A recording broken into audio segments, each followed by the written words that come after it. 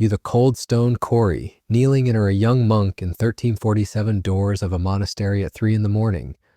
The flickering candlelight casts eerie shadows on the walls as you prepare for what the purification. But church calls a sacred ritual of what's about to happen isn't prayer or meditation. It's something so bizarre, so sexually twisted that modern historians still struggle to believe the documented evidence.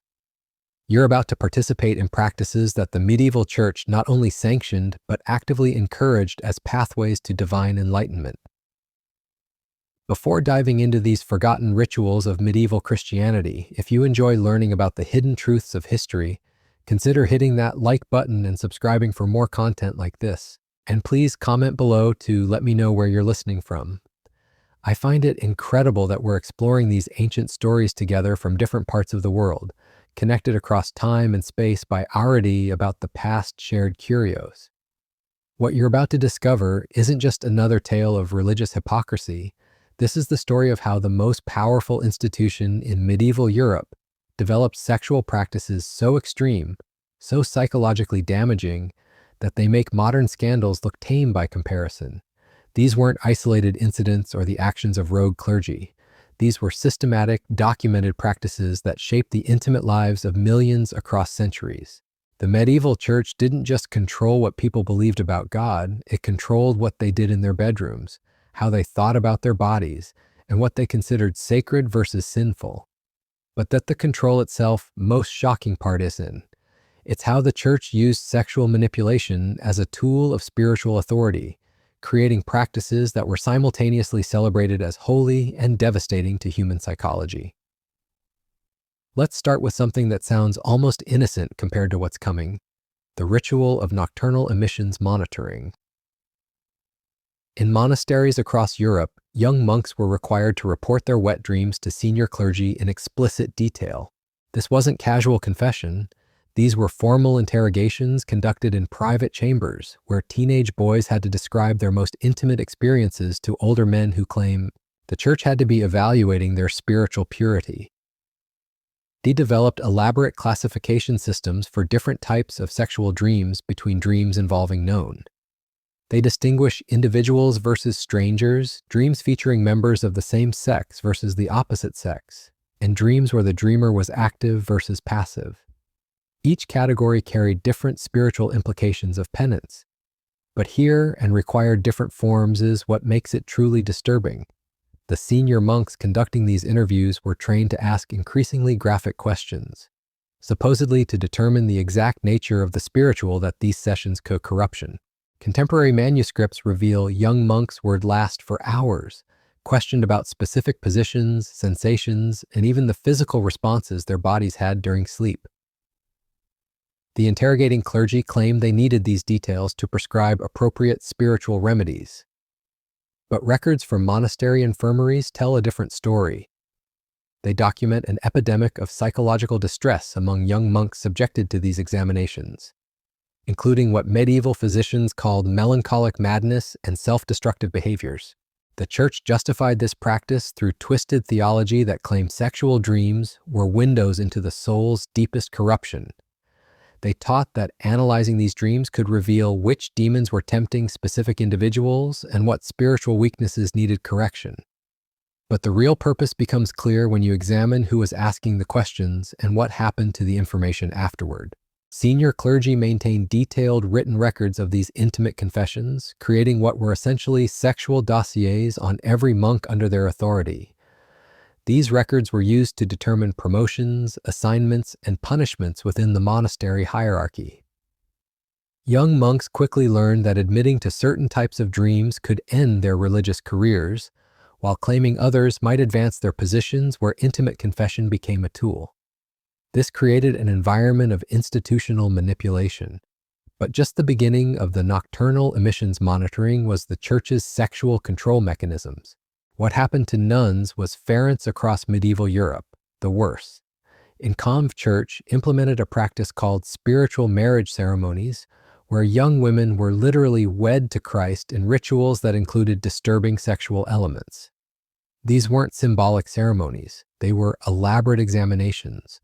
Ritual A1 that crossed every boundary of appropriate dressing, and practices productions that could last for days, involving physical, religious behavior.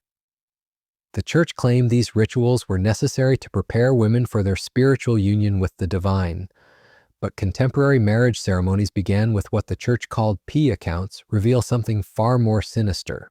The spiritual urity assessments, novice nuns, often girls as young as 12 or 13, were subjected to physical examinations by senior clergy who claimed they needed to verify the candidate's virginity before the spiritual marriage could proceed. These examinations were conducted in private chambers, often with multiple clergy members present, supposedly to ensure the accuracy of the assessment. But the examinations went far beyond simple verification. Church, to test the candidate's reactions to spiritual documents, described procedures that involved prolonged physical manipulation, allegedly stimulation. The clergy claimed they were evaluating whether the young women possessed the proper sensitivity to receive divine love. In reality, they, using their religious, were systematically abi authority to exploit vulnerable young women under the guise of sacred ritual. The actual marriage ceremonies that followed were even more disturbing. The candidates were required to lie on altar tables while senior clergy performed what they called spiritual consummation rituals. These involved touching, manipulation, and practices that the church claimed were necessary to open the women's souls to receive Christ's love. The ceremonies were conducted in front of assembled witnesses, supposedly to verify that the spiritual union had been properly completed. Contemporary accounts from women who survived these rituals describe experiences of profound psychological trauma. Many developed what medieval physicians called hysteric conditions, experiencing uncontrollable trembling, loss of speech, and violent episodes. The church interpreted these reactions as evidence that the spiritual marriage had been successful, claiming the women were experiencing divine ecstasy. Modern understanding recognizes these symptoms as classic responses to severe sexual trauma. The church developed elaborate theological justifications for these practices, claiming that physical union with divine representatives was necessary for complete spiritual transformation. They taught that women's bodies were inherently corrupted by original sin and required physical purification before they could properly serve God. This theology provided convenient cover for practices that would be recognized today as systematic sexual abuse. But perhaps most disturbing was how the church weaponized the psychological aftermath of these rituals. Women who showed signs of trauma were labeled as blessed with divine sensitivity and given special roles within the convent hierarchy. Those who resisted or complained were branded as spiritually deficient and subjected to additional purification procedures. The church had created a system where abuse was rewarded and resistance was punished, ensuring that victims became complicit in perpetuating the cycle. The spiritual marriage ceremonies weren't isolated incidents. Church records indicate they were performed in convents across Europe for several centuries, affecting thousands of young women. The practice became so institutionalized that specialized clergy were trained specifically to conduct these rituals, developing techniques and procedures that were passed down through generations of religious authorities. What makes this even more chilling is how the church documented these practices. They kept detailed records not just of the ceremonies themselves, but of the long-term effects on the participants. These documents reveal a disturbing pattern of psychological manipulation designed to break down individual identity and replace it with complete submission to church authority. The church's control over medieval sexuality reached its most twisted expression in what they called purification circles. These were secret gatherings held in monastery basements and convent chambers, where groups of clergy engaged in practices so bizarre that even contemporary observers struggled to understand their purpose. The circles operated under the theological principle that communal confession of sexual thoughts could purge demonic influences from entire religious communities. During these sessions, participants were required to confess not just their own sexual experiences, but to speculate about the intimate lives of their fellow clergy. The sessions began with what the church termed spiritual nakedness, where participants removed their robes and sat in circles wearing only simple undergarments. They were told this physical vulnerability was necessary to achieve spiritual transparency before God. The confessions that followed were unlike anything in traditional Christian practice. Participants were encouraged to describe in explicit detail not just their own sexual thoughts and experiences, but their observations about other community members. They were asked to speculate about who among their fellows might be struggling with particular sexual temptations, what behaviors they had noticed that suggested spiritual corruption, and what physical signs indicated demonic influence. Church documents reveal that these sessions could last entire nights, with participants becoming increasingly exhausted and psychologically vulnerable as the hours passed. The combination of physical discomfort, sleep deprivation, and intense psychological pressure created conditions where normal inhibitions broke down completely. Clergy members found themselves confessing to thoughts and desires they had never spoken aloud, creating an atmosphere of mutual vulnerability that senior church authorities exploited ruthlessly. The most disturbing aspect of these purification circles was how they systematically destroyed trust within religious communities.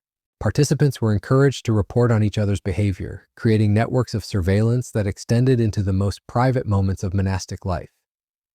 Clergy members learned to watch their colleagues for signs of sexual temptation, monitoring everything from how long someone spent in prayer to how they interacted with visitors or handled religious objects. The church claimed these practices were based on ancient Christian traditions of communal confession, but historical evidence suggests they were innovations of the medieval period, designed specifically to increase institutional control. By breaking down personal boundaries and creating mutual dependence through shared vulnerability, the church created communities where individual resistance to authority became psychologically impossible. The psychological effects were devastating. Monastery records describe epidemics of what they called spiritual madness, where clergy members became convinced they were possessed by demons or chosen for special divine punishment. Many developed obsessive behaviors, spending hours engaged in repetitive prayers or self-flagellation. Others became completely withdrawn, refusing to speak or participate in normal community activities.